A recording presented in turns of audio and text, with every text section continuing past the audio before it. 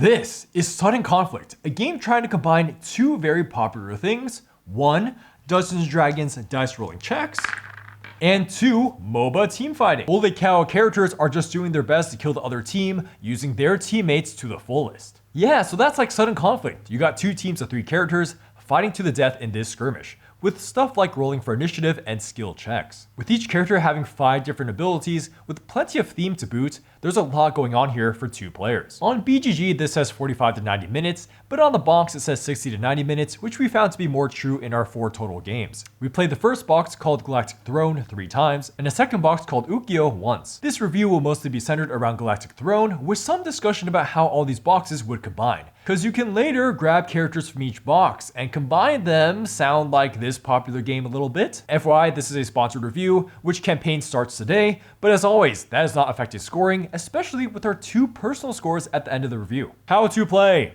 The goal is to defeat all your opponent's characters, that is, bring them all to 0 health. To do that, you'll be controlling 3 characters, each with their own stats and abilities, some even have passives. A round is like this. First, you roll for initiative. Whoever has more hits goes first. Other person gets something called the momentum die, which we'll explain later. On your turn, just pick one of your characters, and then you have 2 actions to do out of your 5 in front of you. You just can't repeat the same action twice. So you can use their move, moving diagonally is okay, and then do a melee attack. Diagonal is also okay too. Or just do a range attack, make sure you can see them, and then do another ability, like buffing a teammate. When you do an attack, you roll the amount of die pictured on that ability, see how many hits you get. Then the opponent uses that stat on their character to roll defense. Let's say it's a mind attack. Then the difference between these 2 rolls is how much damage the attack actually does. There's also something called momentum die, which are just normal die that you can add onto any die check during the game, but they're one-time use. You get these through abilities or by having an attack do no damage. Once you're done with that character's turn, you can't use them anymore this round, so a round is 3 turns with 3 different characters. That's all you need to know for now, you're just killing your enemy. Pros! Component pros of this fairly small size box. You got 1 mini for each character, which are quite cool with their different molds. Then die have clear hit symbols, which makes reading them seamless. Really gets you prepared for the tense moments of begging to roll successes. Yes.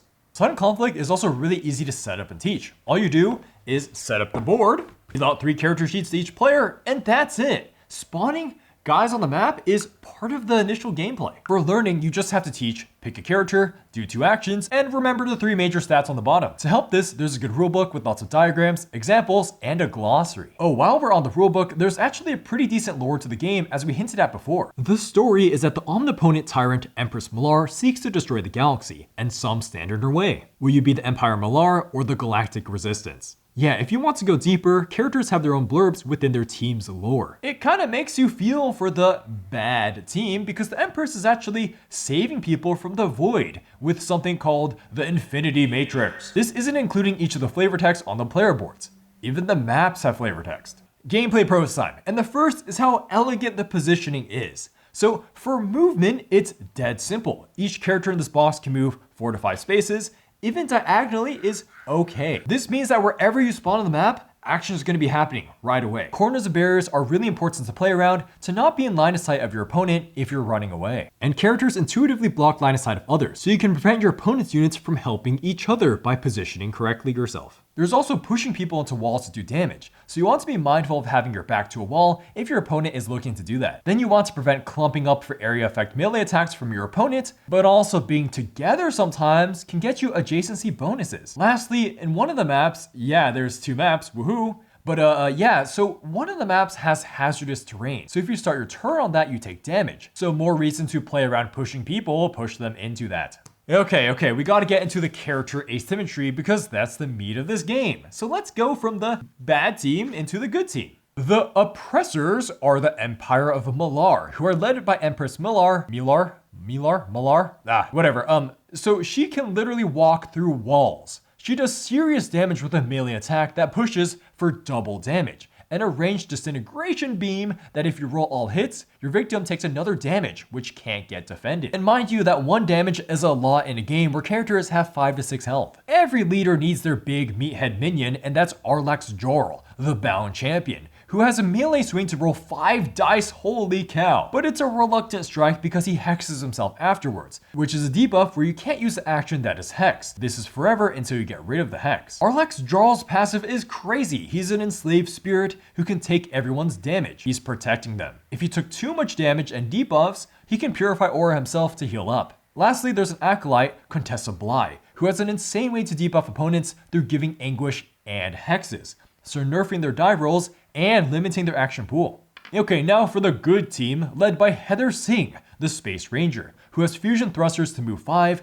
the most in the game. And if she moves 3+ spaces in a straight line, she gets momentum die, holy cow. She even has a hypersonic ray gun to attack multiple enemies from afar and hex them. She is firstly supported by the Baron Holloway, who wants to follow his teammates around, getting momentum die for allies in line of sight. And after his successful ranged attack, he can take off debuffs from allies. You know how we said positioning has some cool nuance? Well, the Baron is the epitome of this. He can move every character he sees with his shifting realities for huge positioning manipulation. The very last innocent good being is Ula, who is like a tank healer. If she does damage, she can heal herself, and she can heal every ally in her line of sight.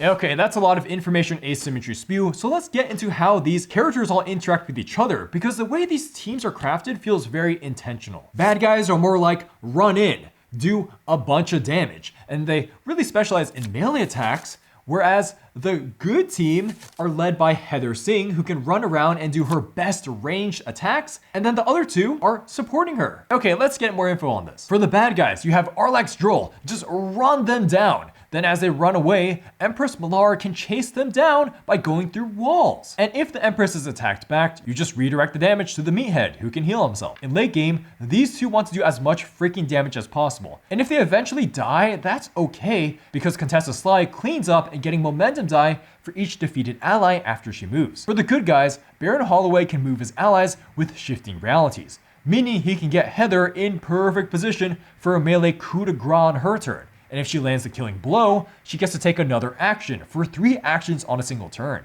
Actually, even better is moving Ula into position to do an attack, which heals herself. Then her second action heals her entire team in line of sight. The next gameplay pro is the momentum die. First, it makes missing attacks not feel so bad if you roll all blanks, because you're getting a range check for future rolls to be better. So in a later roll, are you gonna roll that 2 dice again? No, how about let's make it 3 dice?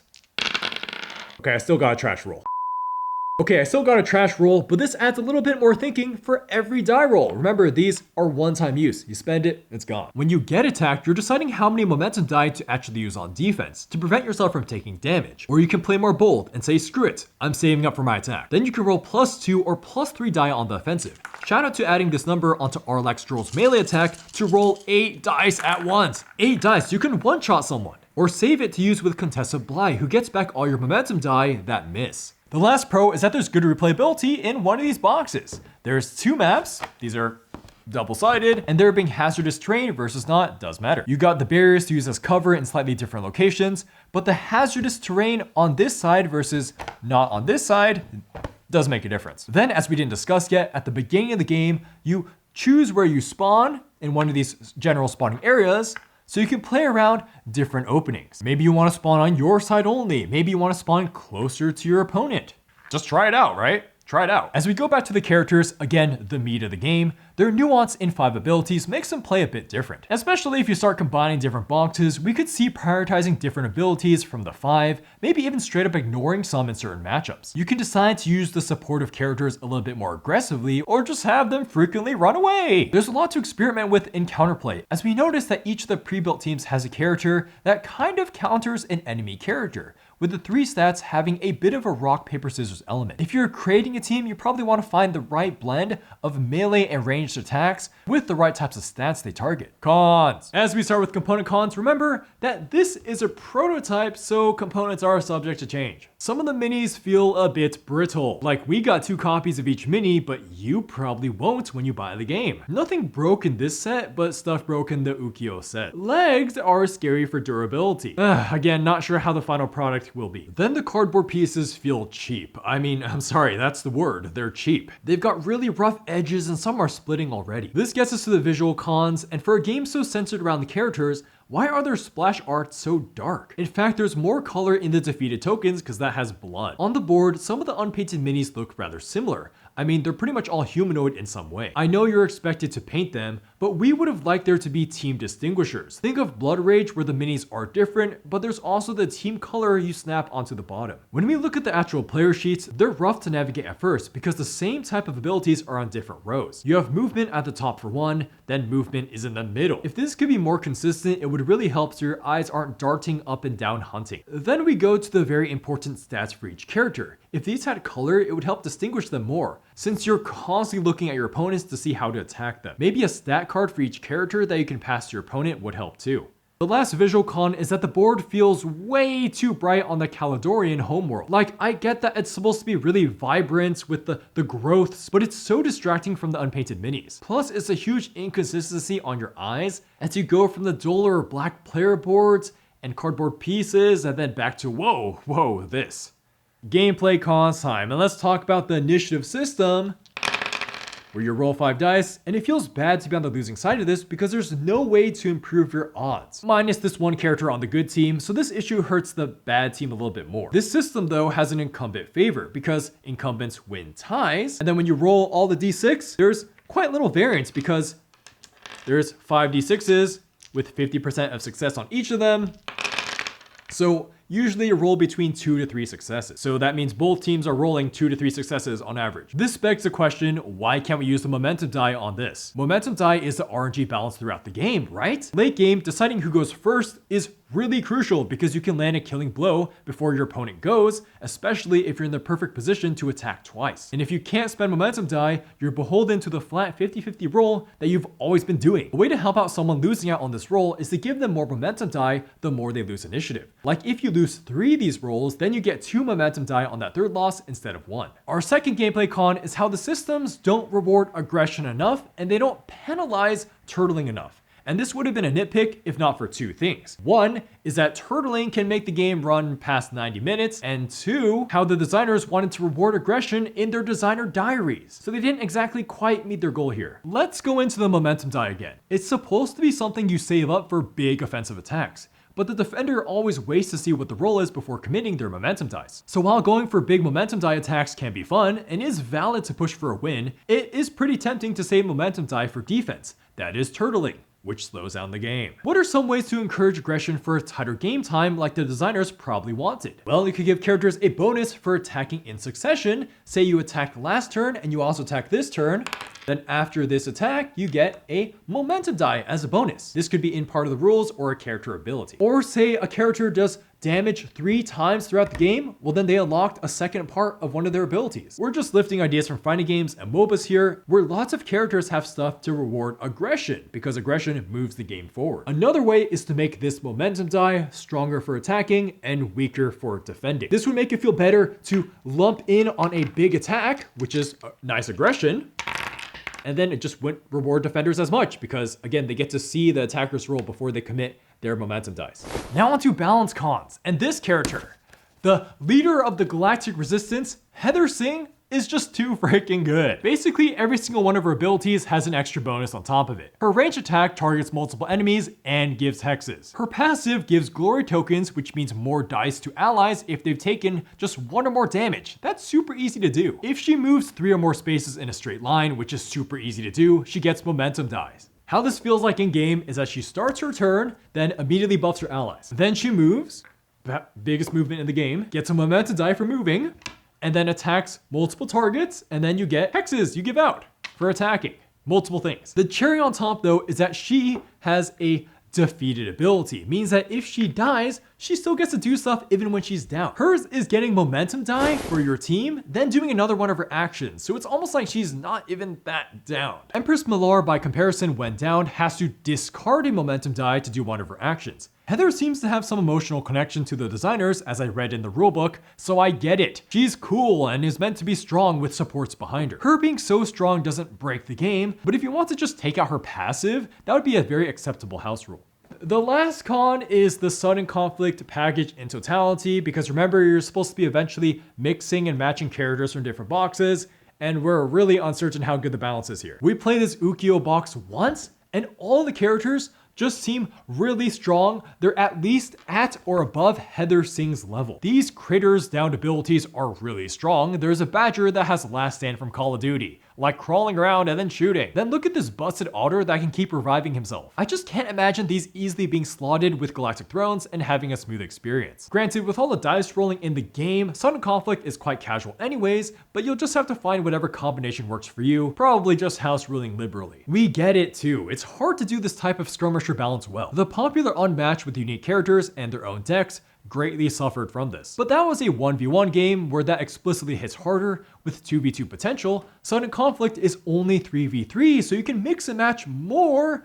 So maybe there's some crazy team comp that matches well against some other crazy team comp. Scoring! Now it's time for a tentative score on Sudden Conflict Galactic Throne, because we only played Ukyo once, and there's no official entry for Galactic Throne by itself yet. And by weighing our aforementioned pros and cons, with the caveat of whether or not this is even a good idea in the first place, Sudden Conflict is gonna get a 7 out of 10. It is tentatively good. While a little rough around the edges with balance, visual stuff, and RNG mitigation, Sudden Conflict definitely still screams board game with D&D checks with MOBA team fighting. This is a very to the point focused game. Just grab your 3 characters, position well on the board with some cover, manage your momentum die well, and hope you roll good. The way the rulebook presents characters reminds us a lot of MOBAs. And as for rolling for initiative, well, I'm sure you've heard about that in TTRPGs. Sudden Conflict packs a good punch for how accessible it is, which would be even easier if they fixed those inconsistent player boards. After all, at the beginning of rounds, you have 13 to 15 actions to choose from between 3 boards.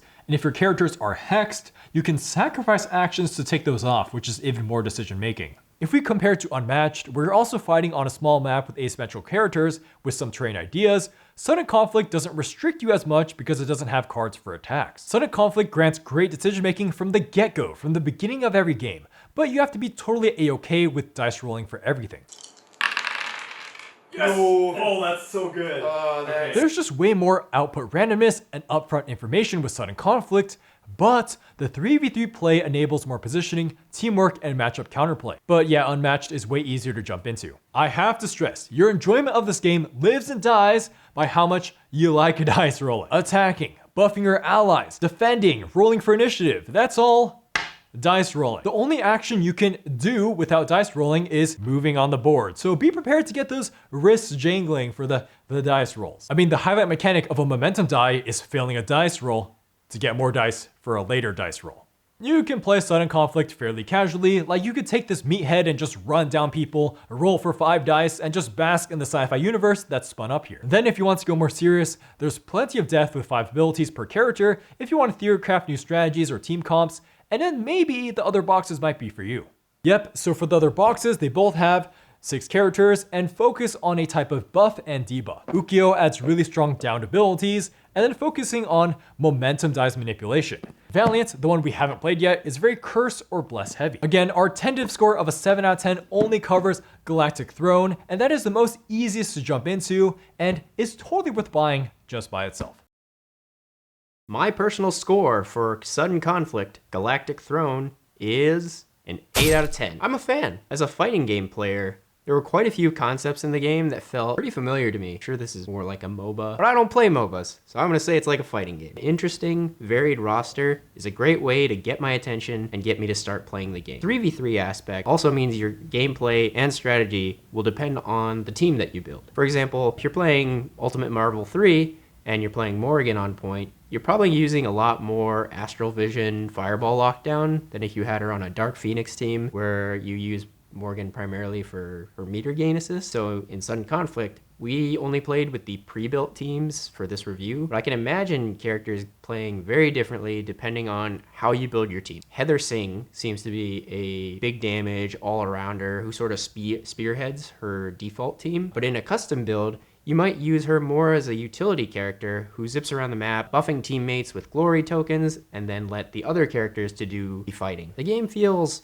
almost balanced. I can see it becoming very unbalanced when you allow for mixing and matching. In our games, I started to feel a bit of the every character is broken except mine sensation that I get when playing a fighting game. It felt like whoever had Heather Singh on their team had fun, while the other player was constantly stressed about playing around her. With mixing and matching, you might be able to mitigate this by having an equally strong character on your team, but you might also exacerbate the problem by having 3 Heather Singh level characters on a team who triple the stress for your opponent. It just depends on what level of character power you like. I'm mostly a Guilty Gear player, so I like high character power. So as long as both players are equally able to do their own flavor of crazy strong stuff, that's a good game in my books. I don't really have any complaints about the general gameplay loop. I don't mind dice rolling, but I know it's not for everybody. Like I said in the Starfarer's Duel video, I like praying to RNGesus for some funny shenanigans. The movement and positioning of characters also feels very snappy and interesting. My instinctive reaction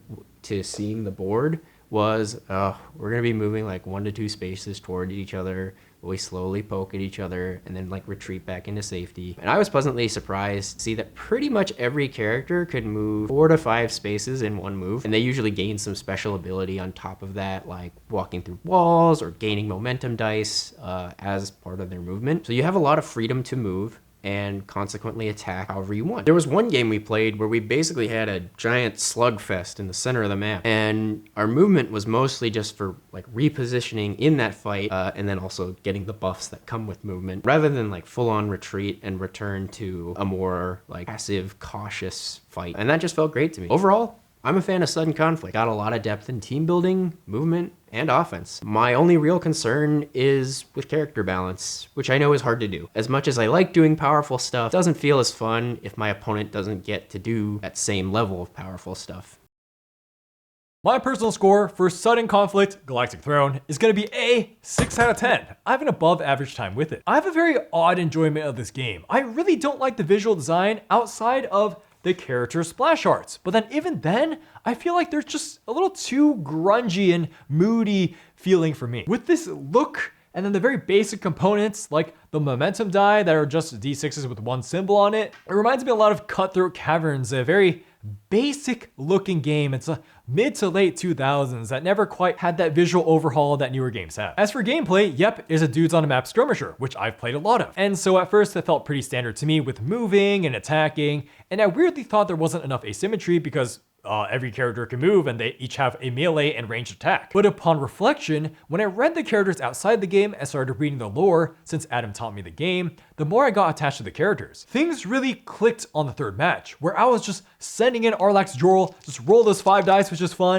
and then Empress Millar just moves in on the map, beats her enemies by pushing them into walls constantly. In fact, while making the script, I realized that Baron Holloway can move enemies and allies, so now I want to use him again. Positioning got more and more interesting with all the push and pull abilities being realized, and I'm realizing more and more that the start of the round has so much weight about how I want to sequence my 15 abilities, all while thinking about cover just in case my opponent wants to do a massive attack. However, there tends to be a mid-game lull for me, as initial excitement from using abilities wears off, the dice rolling has been spammed a little too much, and the units are about half health or so. However, the end game shoots back up the score for me as characters die, and now I'm hyped about trying to land killing blows or scrapping together the last of my momentum die for an all or nothing play. So to get this to a 7 out of 10, either make the time length more like 45 minutes for this type of complexity, or add more complexity in a rage meter I talked about during cons. My final big complaint is that I don't like it when you down a unit and then they can keep attacking. Heather Mill, I'm looking at you. It's like, I killed you, and you're still playing between 30 to 75% of the game. Like, sheesh, that's annoying, and I don't think I want to play the Ukyo box again after facing the otter. I have a sudden annoyance by otters now, and I liked them before. Ugh. As I reflect on this type of simple movement with the simple dice rolling, I couldn't help but think of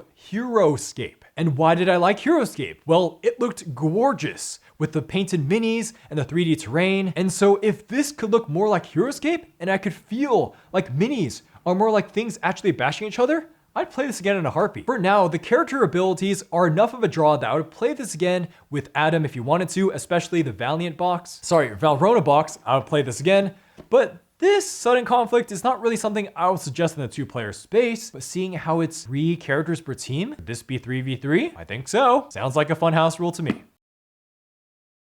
Thanks for watching the video. Again, this being sent to us did not affect scoring, and as always, let me know what you think of this game. It kind of grew on me over time, as I was saying. Anyways, thank you to our patrons over here, and then thank you to our Mad Lads of Cardboard over here. That's it for Sudden Conflict. we're gonna have some big reviews dropping in March. I do think so. Yes. Okay. Anyways, yeah, like, comment, subscribe, all that stuff. Bye bye.